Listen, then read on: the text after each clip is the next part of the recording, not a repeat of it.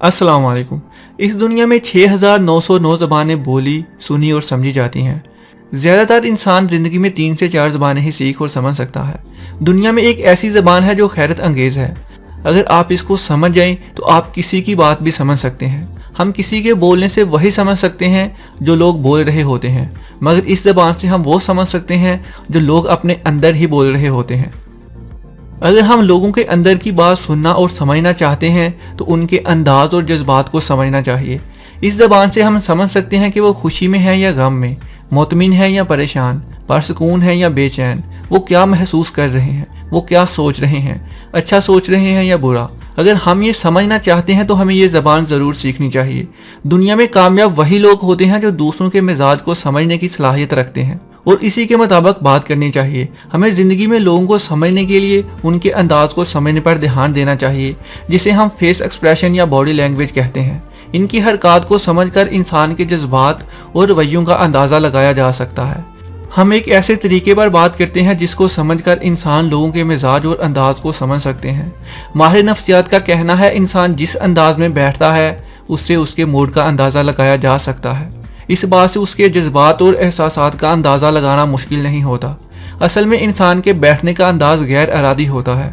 जैसा इंसान उस वक्त सोच और महसूस कर रहा होता है वही चीज़ गैर शऊरी तौर पर इंसान के बैठने के अंदाज में तब्दीली ले आती है। इसलिए हम इंसान के बैठने के अंदाज से मुशाहिदा करके उसके मिजाज में आने वाली तब्दीलियों को जान सकते हैं। नंबर 1, अगर आप देखते हैं कि कोई शख्स बेंच या सोफे के दरमियान में बैठा हुआ है तो उसका मतलब है कि वो एक मुकम्मल पुरइत्माद शख्सियत का मालिक है। वो ये नहीं सोचता कि वो दाएं बैठे या बाएं, वो सेंटर में ही बैठ जाता है। ऐसे लोगों की शख्सियत खुश अखलाक होती है, वो जल्द दोस्त बना लेते हैं, वो फ्रेंडली मिजाज के होते हैं। ऐसे लोगों से बात करने में आसानी होती है क्योंकि वो खुले मिजाज और खुले दिल के मालिक होते हैं। ऐसे शख्स को देखकर अंदाज़ा लगाया जा सकता है कि उनको कोई भी ज़हनी परेशानी नहीं, वो अपनी ज़ात में मुकम्मल पुरएतमाद हैं, ये खुले दिल के होते हैं। अगर आप ऐसे लोगों से किसी किस्म की बात शेयर करना चाहते हैं या कोई राय लेना चाहते हैं तो ऐसे लोग आपको मायूस नहीं करेंगे। नंबर 2, अगर कोई शख्स कुर्सी के बाजू पर हाथ रखकर बैठता है तो ऐसा इंसान सेंसिटिव होता है और ये अपने आप को इनसिक्योर महसूस करता है।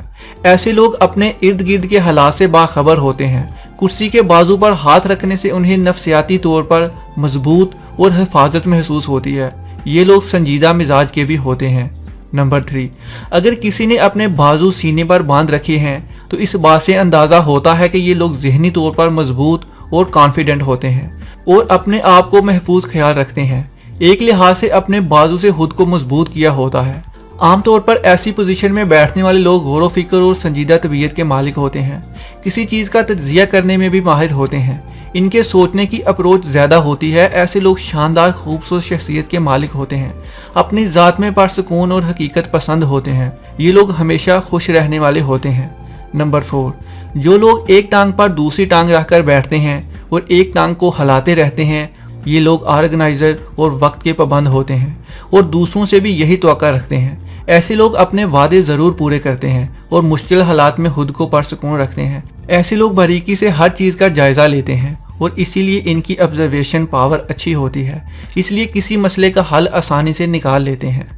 मुझे उम्मीद है ये वीडियो आपके लिए हेल्पफुल रही होगी। अगर अच्छी लगी है तो इसको लाइक और शेयर ज़रूर करें और अगर आप किसी मौजू पे वीडियो चाहते हैं तो कमेंट करके ज़रूर बताएं। अल्लाह हाफिज़।